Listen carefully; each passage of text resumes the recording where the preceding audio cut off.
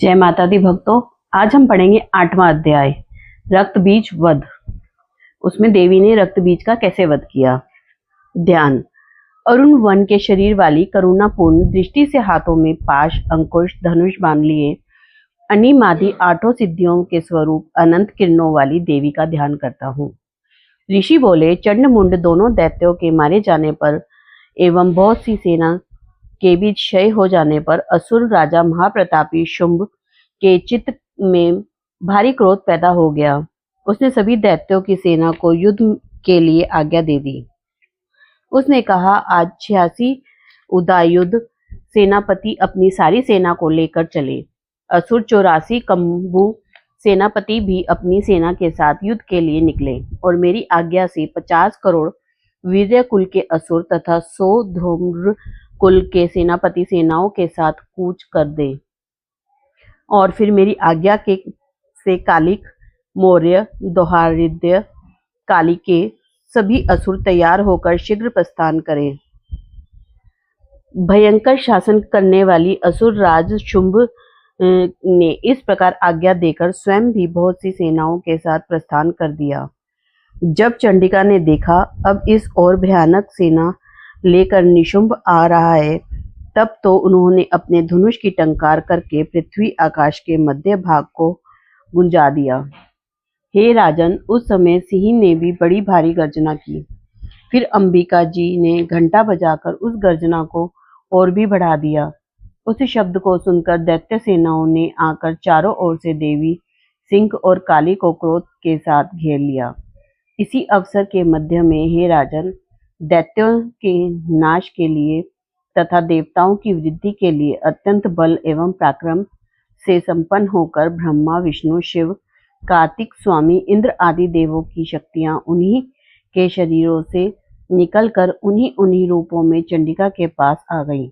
जिस देवता का जो रूप जैसे भूषण तथा वाहन है, उन्हीं वस्तुओं से संपन्न होकर वही देवता शक्ति वही रूप धारण कर दैत्यों के साथ युद्ध करने आ गई। ब्रह्मा जी की शक्ति, जिसे ब्रह्माणी कहा जाता है, जो हंसों से जुते हुए विमान पर आरूढ़ थी, अक्षय सूत्र कमंडल से शोभित थी, सबसे प्रथम उपस्थित हुए। महेश्वर की शक्ति, विषभ पर विराजमान, सुंदर त्रिशूल धारण किए, महासर्पों के कंकण धारण किए, मस्तक पर चंद्र रेखा सुशोभित थी, वह मातेश्वरी शक्ति आई। कार्तिक स्वामी की शक्ति, हाथ में शक्ति लिए मोर पर आरूढ़ गुहर रूपिणी कुमारी अंबिका शक्ति दैत्यों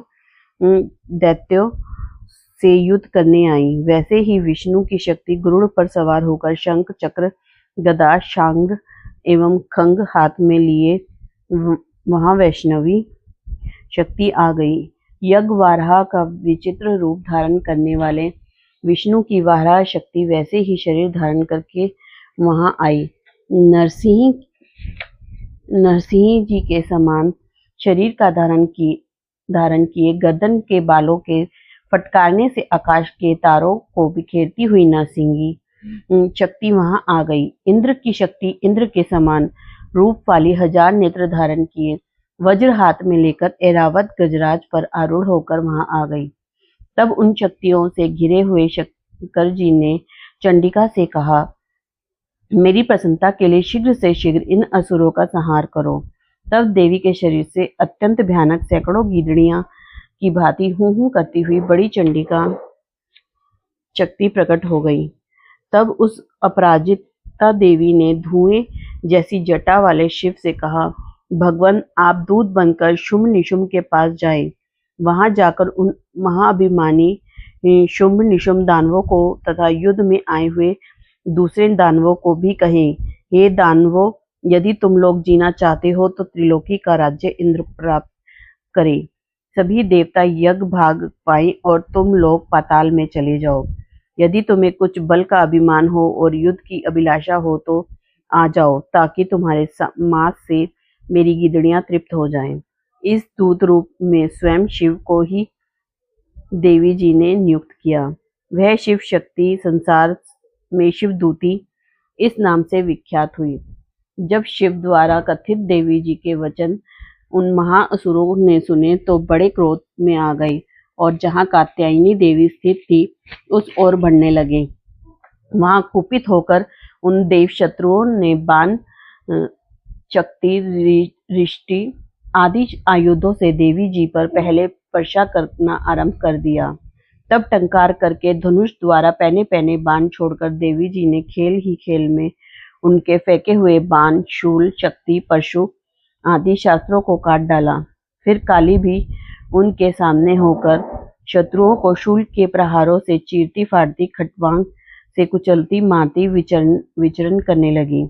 इधर ब्रह्माणी शक्ति भी जिस ओर दौड़ती उसी ओर अपने कमंडल का जल छिड़क देती, जिससे शत्रुओं का पराक्रम एवं तेज नष्ट होता जा रहा था।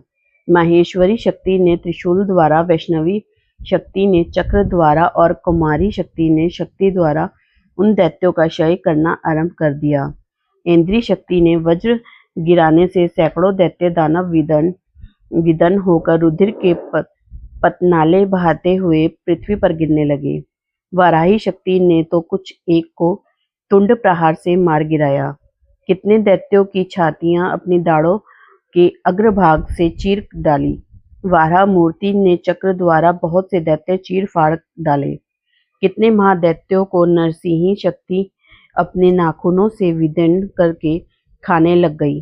कितने दैत्य शिवदूती के कठोर अट्टहास से भयभीत होकर पृथ्वी पर गिरते गए, फिर उन्होंने वह खाती गई।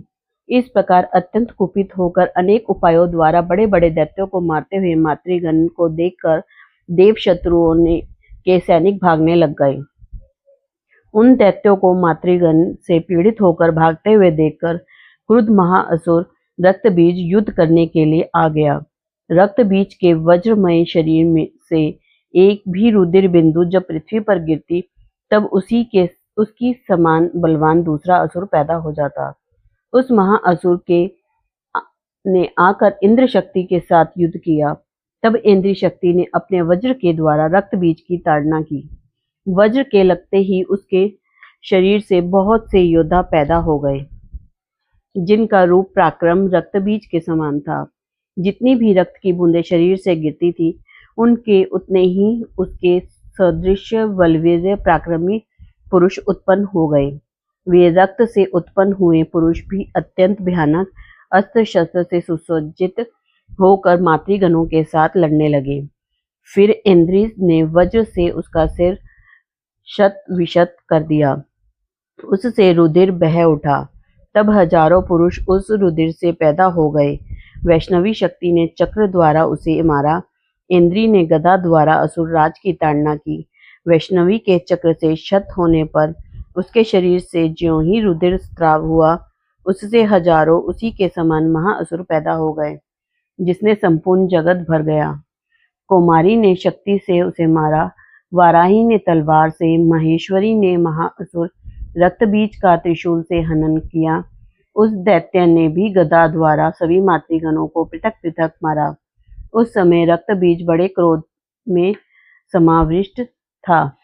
शक्ति, शूल आदि आयुधों से कई बार विषग्ध होने पर उसके शरीर से रक्त प्रवाह के पृथ्वी पर गिरते ही सैकड़ों असुर उत्पन्न हो चुके थे। दैत्य के रुधिर से उत्पन्न उन असुरों से सारा जगत व्याप्त हो गया। देवताओं को डरा एवं उदास देखकर तब शीघ्र ही चंडिका ने काली से कहा, चामुंडे, अपना मुख तुम अधिक विस्तार से फैला लो। मेरे शस्त्र के प्रहार से गिरते हुए रुधिर बिंदु और बिंदुओं से उत्पन्न महादैत्यों को अपने वेगवान मुख द्वारा खाती जाओ और युद्ध भूमि में रुधिरोत्पन्न इन महादैत्यों का भक्षण करती घूमती रहो। इस प्रकार कहकर चंडिका ने रक्तबीज पर त्रिशूल से प्रहार किया। फिर काली ने रक्तबीज का रुधिर मुख में ग्रहण कर लिया। उस दैत्य ने भी चंडिका पर गदा चलाई, किंतु उस गदापात द्वारा चंडिका को कुछ भी नहीं वेदना हुई। रक्तबीज के शत विशत शरीर से जो बहुत सा रुधिर गिरने लगा, उसे चामुंडा मुख द्वारा पीती गई, और जो रक्तपात से दैत्य उत्पन्न हो गए थे, उन्हें भी मुख में डालती गई। इस प्रकार चामुंडा ने सभी दैत्य खा डाले और रक्तबीज का रुधिर भी पी डाला। तब देवी ने शूल, वज्र, तलवार, रिष्टि और आदि आयुधों से हीन उस महाअसुर रक्त बीज को मार दिया। शस्त्र समूहों से आहत होकर वह पृथ्वी पर गिर पड़ा। हे राजन, रुधिर तो उसका चामुंडा ने पी ही लिया था। उसकी मृत्यु होने पर देवता परम प्रसन्न हुए। मातृगण उसके रुधिरपान के मद से उन्मत्त होकर नृत्य करने लगी। जय माता दी भक्तों, हमारा 8वां अध्याय यहाँ समाप्त होता है। त्रुटि के लिए क्षमा करें। जय माता दी।